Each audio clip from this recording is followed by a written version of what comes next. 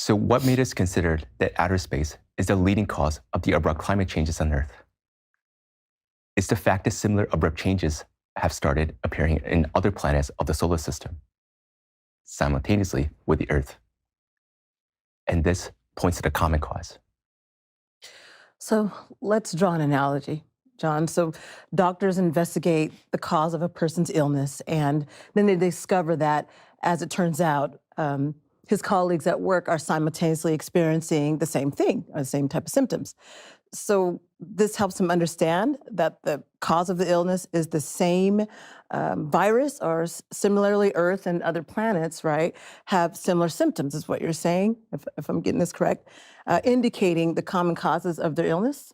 Yep, that is exactly right. And that's a really good analogy, and thank you for that, Julia. And in front of you right now, there's a table that shows a climate change that have appeared on the planets of the solar system within just a few recent decades. And notice their numbers are growing from year to year, just like on our planet. Save this table for yourself to study it in more detail. Each fact here is supported by scientific research from various research institutions around the world. All right, I could see what you're talking about, but I bet a lot of people, even after seeing this, they want to know how the scientific community know that such changes are actually taking place on these planets, and hasn't it happened before? So for this, let's listen to the comment on this from Dr. Yelena Podlachikova, a space physicist. Yelena is a leading researcher at the Leibniz Institute in Potsdam, Germany. She also received the International Zeldovich Prize for discovering the nature of the solar flares. We got data of other planets in 1977 when the first interplanetary satellite Voyager was launched. Since then, we have continuously observed all planets and collected information about their conditions. It is precisely now, in the past decades, that various satellites and scientific teams, independently of each other, have started to record surges and catastrophes and geomagnetic changes on other planets. And solar activity is not the cause of this, because the current increasing trend in planetary catastrophes does not correlate in any way with solar minimums or maximums. In other words, it is not the sun that is causing the surge in catastrophes. This means that we can now talk about some cosmic influence on the Earth and on other planets, which has not yet been studied by our science.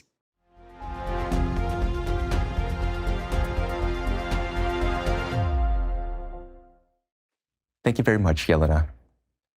Another thing that we know for sure about the cosmic influence through the observations is that it awakened underground activity on the planets. This means that even dead planets that haven't experienced seismic or volcanic activity for thousands of years suddenly start to experience them due to this cosmic influence. So to give an analogy, it's like a dead body, say of some mummies of pharaohs, which has been cold and lifeless for thousands of years, and suddenly shows signs of life as if it received a new surge of energy. That's exactly right. Okay. And this cosmic influence does precisely that. It adds additional energy to the planet. As a result, a dead planet begins to show activity that cannot be explained by anything other than cosmic influence.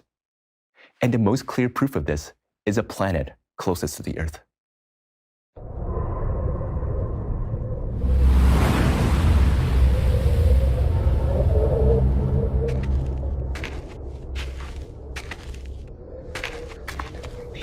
Okay? Yeah, okay, thank you. Here on Mars, a lifeless, dead planet. They've never recorded marsquakes caused by underground activity on Mars before. So what do we mean here? Are we talking earthquakes? No, earthquakes happen on Earth. We're Mars. Marsquakes are happening here right now, although they shouldn't be. Mars is thought to have died 3.5 billion years ago from an unknown catastrophe. Oh, I see, because when I look around, what you mean is that this place is scorched. It's all burnt up. But except for this strange duck. I mean, really? Okay, but anyways, can you explain to us, the viewers, what you mean by Mars has died? Of course. According to numerous studies, Mars was a planet with an ocean, a warm and humid climate, and life. But look around. There's no ocean here anymore, and there is no life. The core of this planet no longer functions, and the planet's interior is inactive. But at the end of 2019, suddenly, NASA detected a marsquake here. And their frequency began to rapidly increase. As of today, in just such a short period, over 1,300 marsquakes have been recorded, and their numbers are only growing. The most powerful marsquakes in the entire observation period, with a magnitude of 5, occurred in May 2022. This indicates that Mars, once considered a dead planet, has actually come back to life. Seismic processes have been activated, suggesting that the planet is alive within. What's this? Is this a marsquake?